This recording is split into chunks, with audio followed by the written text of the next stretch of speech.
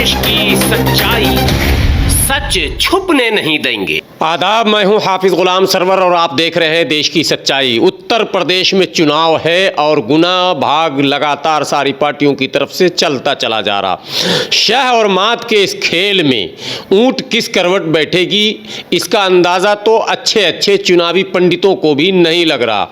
लेकिन एक बात, जी हाँ, बसपा सुप्रीमो की खामोशी ने कईयों के चिंता को बढ़ा दिया है और स्वाभाविक है, चिंता बढ़नी भी चाहिए, क्योंकि जो खबरें छनकर आ रही हैं वो बड़ी ही परेशान कर देने वाली है, विशेषकर उन दलों को जिन दलों को वोट बेस मुस्लिम, ओबीसी और पिछड़ा है। जी हाँ, और एमवाई के समीकरण में सीधे सीधे सेंग लगाने की कोशिश जो हो रही है, उसमें जहां असदुद्दीन ओवैसी चैलेंज बने हुए हैं, लेकिन खतरा सबसे बड़ा क्या है उत्तर प्रदेश में, मैं ये असल बताने आया हूं। और खतरा जो है वो है बसपा।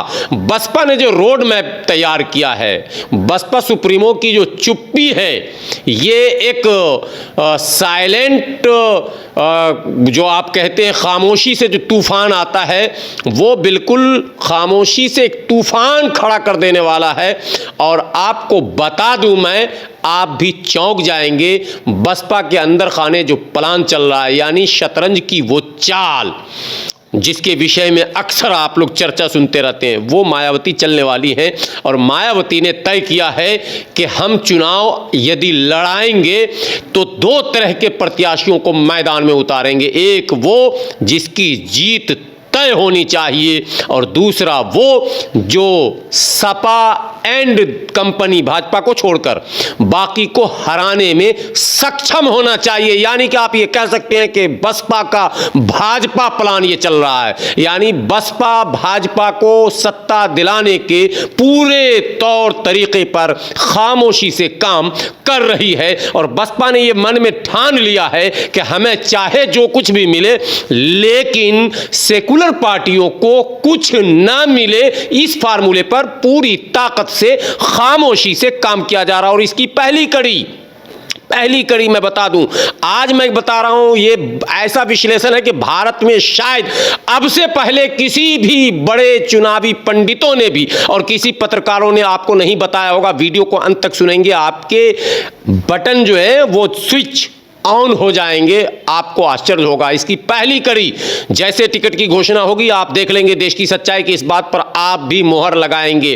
पहली कड़ी यह होगी कि 100 से अधिक मुस्लिम प्रत्याशियों को उन क्षेत्रों में प्रत्याशी बनाया जाएगा जहां 50,000 से अधिक मुस्लिम मतदाता रहते हैं और जहां सपा या कांग्रेस या इस तरह की पार्टियों ने मुस्लिम या यादव प्रत्याशियों को उतारा होगा। यह नंबर 1 प्लान है।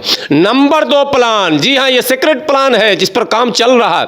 नंबर 2 प्लान है ऐसे क्षेत्रों में जहां 50 से 1 लाख के बीच यादव मतदाता होंगे, वहां यादवों को बसपा टिकट देने जा रही है। इस पर काम चल रहा बड़ी तेजी से।